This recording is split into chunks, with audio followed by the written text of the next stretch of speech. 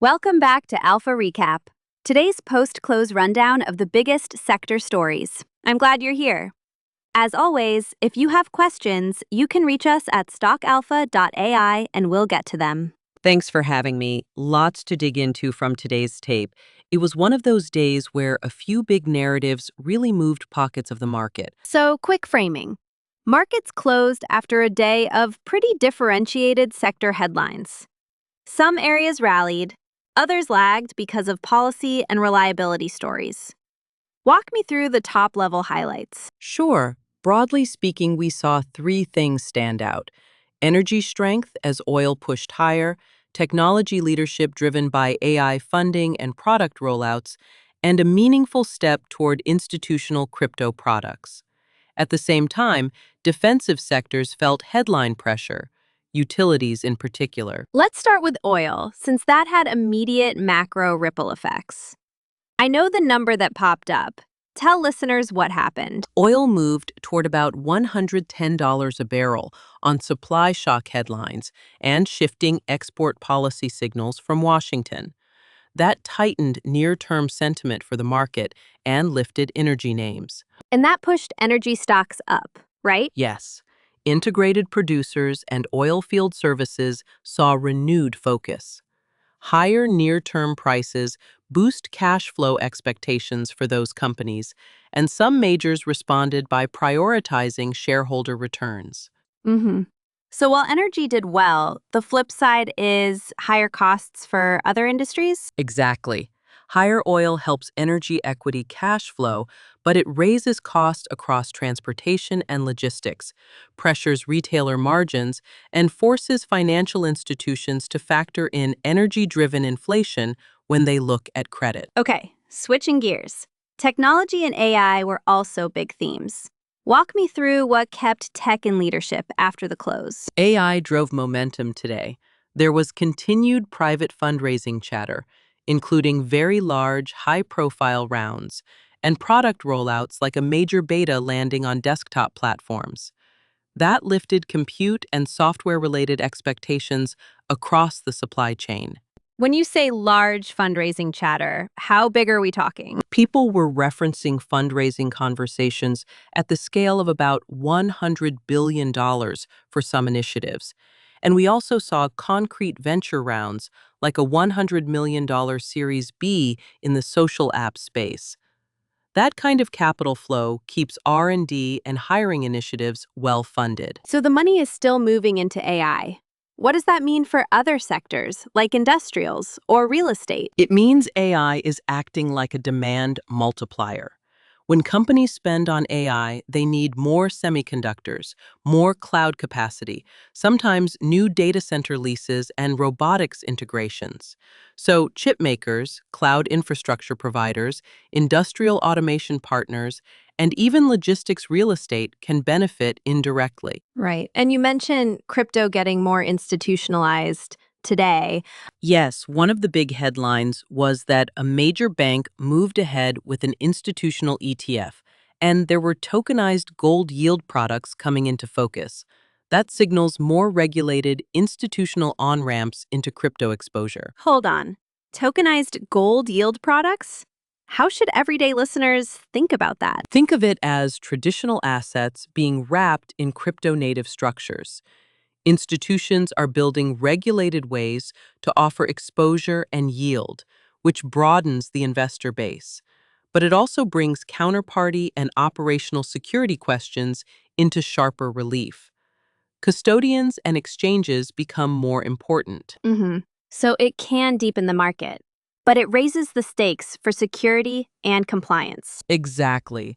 More institutional flows often mean more volume and better market depth, but breaches or custody mishaps could create outsized reactions. Utilities took a hit today, right?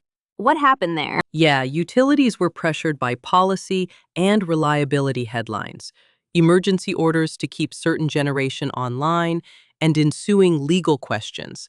Those stories inject uncertainty into a sector that normally trades on steady cash flows and yield. So policy headlines can really change perceptions quickly. They can. When a sector is valued for predictability, Any sudden legal or regulatory action forces investors to reprice.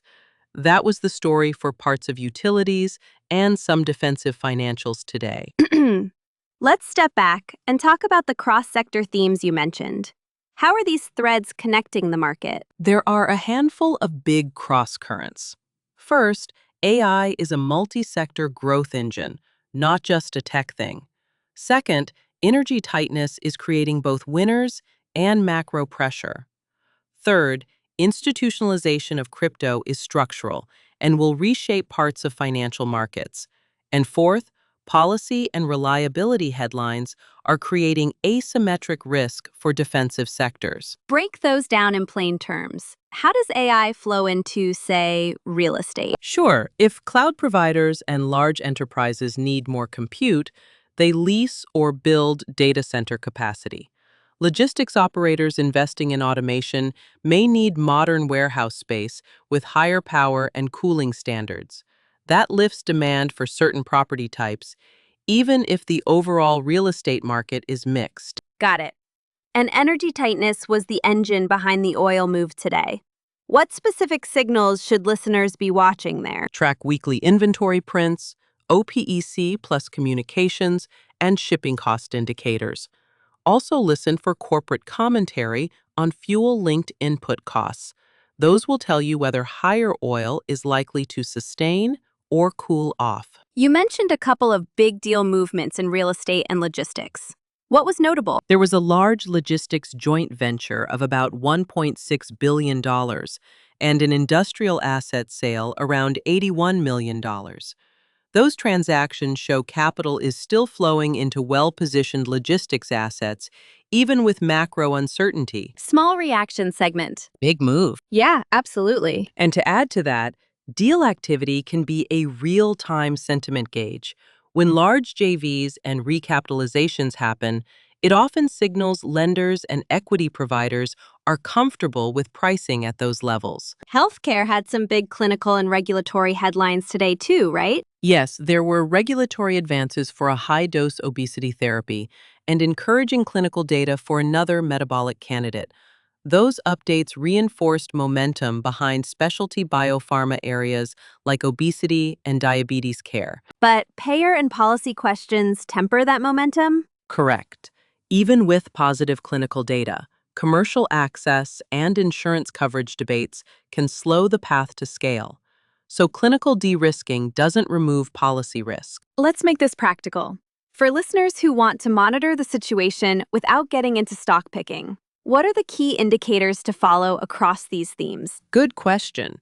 For AI, watch CapEx guidance from cloud providers and chip makers, data center lease announcements, and major enterprise partnerships. For energy, monitor weekly inventory reports and OPEC plus statements. For crypto, look for new registered institutional products, custody arrangements, and any security incident reports. For defensive sectors, follow regulatory filings, court rulings, and official agency notices. And for real estate sentiment, track large asset sales and JV announcements. Nice checklist. Now, listeners always want a quick list of the most consequential moves from the day. Can you summarize the top 5? Sure. 1. Oil moving toward about $110 a barrel, tightening energy sentiment. 2. AI funding and product rollouts keeping technology in leadership. 3. Institutional crypto products gaining traction, signaling broader adoption. 4. Regulatory and clinical catalysts in obesity and metabolic therapeutics pushing specialty biopharma momentum. 5. Big logistics transactions showing continued demand for modern industrial space. Simple and clear. A few listeners asked about risk.